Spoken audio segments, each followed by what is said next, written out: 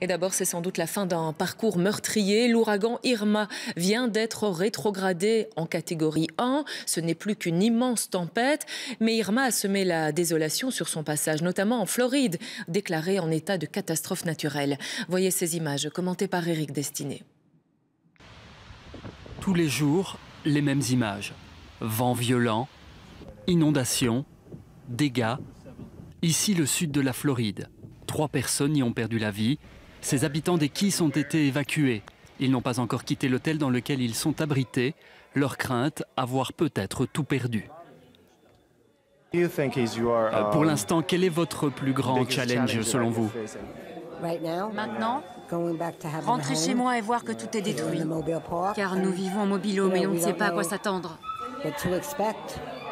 Désormais, l'ouragan perd progressivement en intensité. Il est à 1 sur une échelle de 5. Irma souffle à 130 km/h. En Floride, le pire semble passer, mais les pillages ont commencé. L'état de catastrophe naturelle a été déclenché pour débloquer les fonds et reconstruire. À Cuba, l'heure est au constat. Irma est passée samedi soir. La Havane est inondée. C'est terrible, nos maisons, nos meubles. Maintenant, nous devons attendre jusqu'à ce que l'eau se retire pour voir ce qui a été submergé et faire tout sécher. Selon un bilan toujours provisoire, Irma a provoqué la mort d'une trentaine de personnes, majoritairement dans les Caraïbes.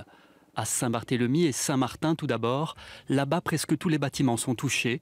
Les évacuations ont commencé dès le lendemain, mais dans des conditions parfois difficiles. Il y a des bébés en bas âge qui ne peuvent pas partir et il y a déjà des avions qui sont partis avec des couples pas malades et des jeunes. Après son arrivée à Barbuda, Saint-Martin et Saint-Barthélemy le 6 septembre, Irma a dévasté une partie des îles Vierges. L'ouragan a ensuite frôlé la côte nord de Porto Rico, la République dominicaine et Haïti. Le cœur de l'ouragan a évité l'île, mais beaucoup d'habitants se retrouvent sans rien. L'ouragan est arrivé ici et l'eau est rentrée. Voici ce que l'ouragan a fait à ma maison. Impossible bien sûr de dresser pour l'instant un bilan global de l'impact. Une chose est sûre, en 6 jours, Irma a laissé des centaines de milliers de personnes sans foyer. Reconstruire coûtera aussi, c'est certain, des centaines de millions d'euros.